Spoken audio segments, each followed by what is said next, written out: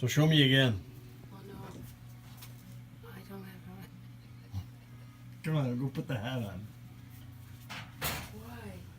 What does DSI mean? I don't know, it's the initials on the hat. Does it fit? You say it's a kid's hat. It is a kid's hat. Look at. Oh, yeah, well, but it fits. Why are you filming me? I'm filming you because you asked me to do the furnace. You said there was a problem with the furnace, so I thought I'd put it on YouTube on how I'm fixing it. Okay. So your head and your hat's going to be on YouTube. No, it. That's funny. That's not you. All right, so welcome to my workshop. I'm going to try and go slowly here. So you met the wife, and she's the one that said that the furnace was making noise. There's my furnace right here, and I use it as a magnetic vertical surface to stick a lot of stuff to it. I bought myself some of these high-powered miniature magnets, and you know, anything vertical in the workshop works for me as far as a way to hang stuff on it. I don't lose it that way, right? So what I've done is, first things first, when you're going to work on a furnace, you go over to your panel, and I've got mine identified as heat, so I've shut off the breaker, so there's no heat at all. It's no electricity going at all into the furnace. So I'm going to walk around and show you what I did here. So a lot of noise. So there's an access panel right here, and that access panel, I've removed some of the screws already. There's only one left up here, so I'm going to take that out just so that you get to see. It's over here. There we go. And I pull this panel off like that. Throw that inside. Now inside you see the motor and you see the fan. So this big pulley here is attached to the fan belt going around the smaller pulley, and that's the motor back here. It's an electric motor, and so it goes back around, and when it spins like that, you see that, well, there's a squirrel's nest, they call it a squirrel's nest, I guess, kind of a fan inside. And you see the arrow, which means it should be spinning this way, right? Which it does. And the air goes out into the house, the hot air. The heating element is up on the top component here. This is high voltage. I don't want to touch that. It's not something I want to do. But after inspection, my first thing I noticed is that the belt was very loose, and it was vibrating a lot.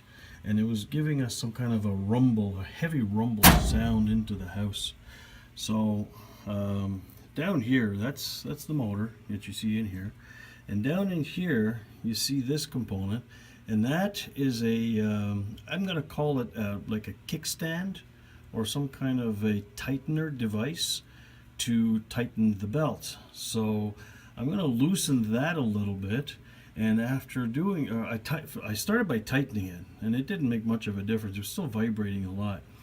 And then I noticed, looking at the pulley, and it seemed to be okay at the top, but you see that? It's all broken at the back. So I'm going to take that off and show you. So I'll start with the belt. It's pretty loose, so I can just spin that off like that. So that's gone, okay? And there is a screw that tightens it right in here. So I removed that already, and so I tried pulling on this earlier and I couldn't take it off. So I had to use a puller like that. And the puller basically attaches, I had to remove the motor, and the puller basically attaches, that center pin attaches to that center post, and the two brackets attached to each side of the pulley. And by tightening it on this part, it basically pulls that pulley right off. So I pulled the pulley off like so, just to reveal that, look at the back. A big chunk was missing out of it. So that's my problem. The as this was spinning, because it's off balance, it was causing everything to shake like crazy. So off I went to the hardware store, and I bought myself a new one, like so. So the problem with this one is that prior to installing it on the motor, I decided to try my the bolt that fits on the inside, and that's basically just an Allen key. I don't know if you could see that. That's just an Allen key in there, right? And it fits right on the top in here, like so. And so on the workbench, I tried to put them together, and I was only able to put it in about halfway. The company that makes these inexpensive parts, mind you, they charge us enough for it, $13 for this aluminum part. And I guess it's made in Inonda, or maybe that's the brand. I don't know if that's the country or whatever, but it wasn't threaded all the way through. And that's the concept with this component, is that the bolt, or yeah, the bolt is supposed to go right through and apply pressure onto the axle, locking it into place. So I had to take my thread maker, probably not the right term for it, and attach that to this. I compared the thread, and the way to do that, for those of you who don't know how to compare your thread, is you hold the two together like that, and if the teeth happen to match up perfectly, if you look at it in the light, again, not easy to do when you're doing this with one hand. If I could do it like that. Oh, that's terrible.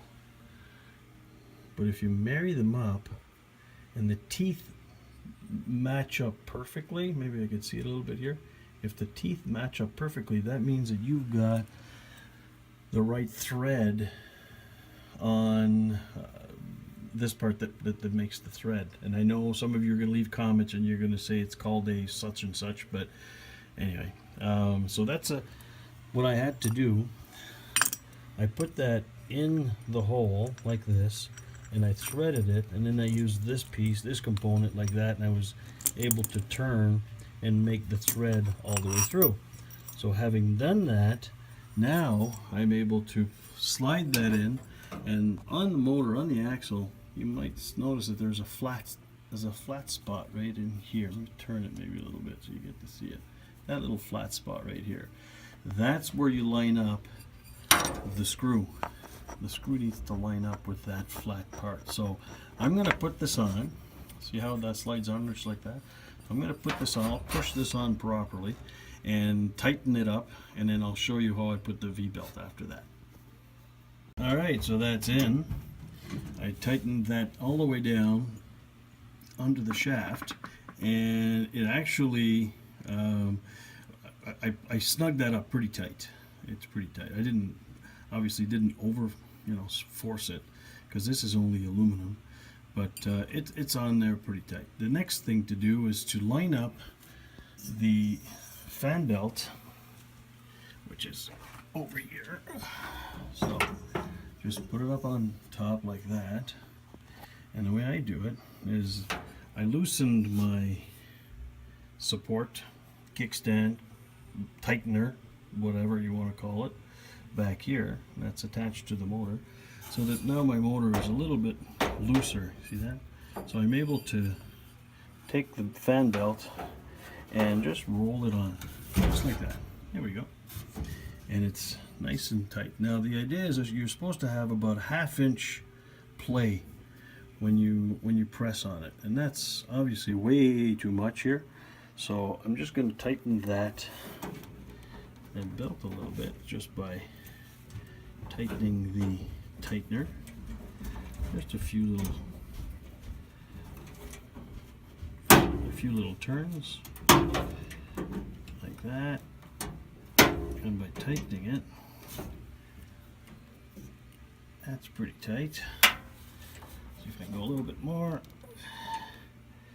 Don't want to overdo it because it's oh, she's hitting something up here. I don't want to overdo it because if you over tighten it, you're going to put too much pressure on that axle inside the motor and eventually burn out the bearing that's back here. So just enough to say that it's just like that, just a little bit loose. Now there's a nut that you probably could see here, and that nut is to make sure that the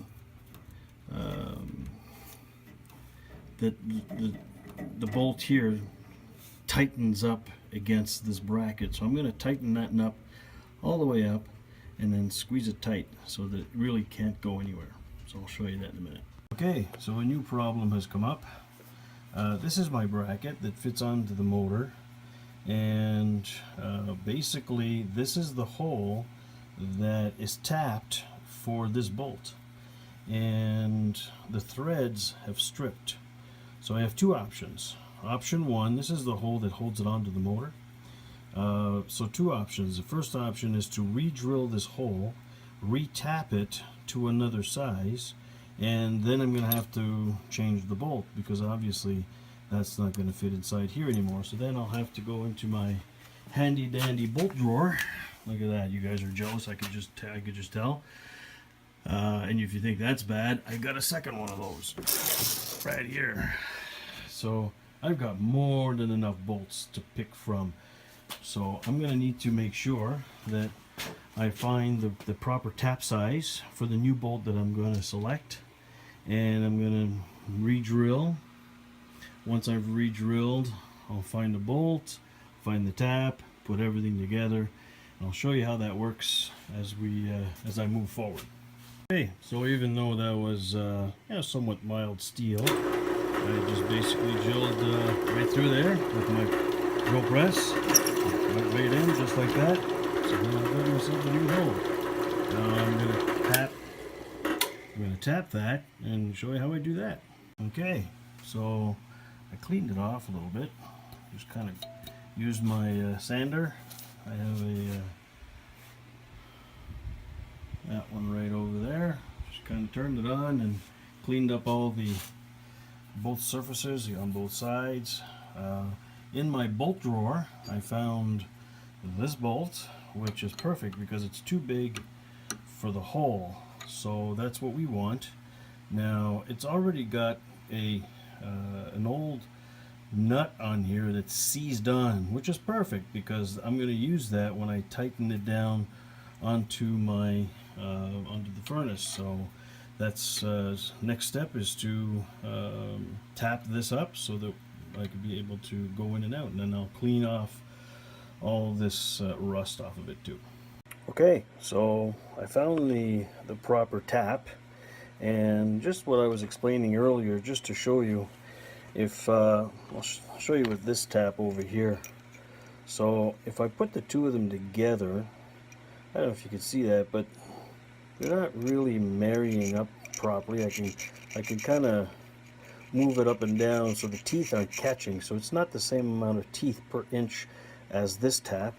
So then I found this tap, and now as I married them together, I don't know if you can see that, but they're perfect. All the threads match up perfectly with the tap. So I know I've got the right size. I've got the right tap per inch, or thread per inch. Now I'm going to take this and measure it with the hole, and if I could line that up, you will see that. Let me put the camera the other way. There we go.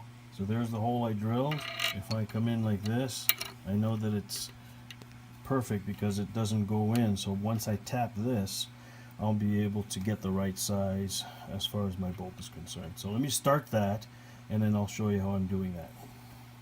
Okay, so I re-angled this piece of metal here so that it actually lies flat with the vise.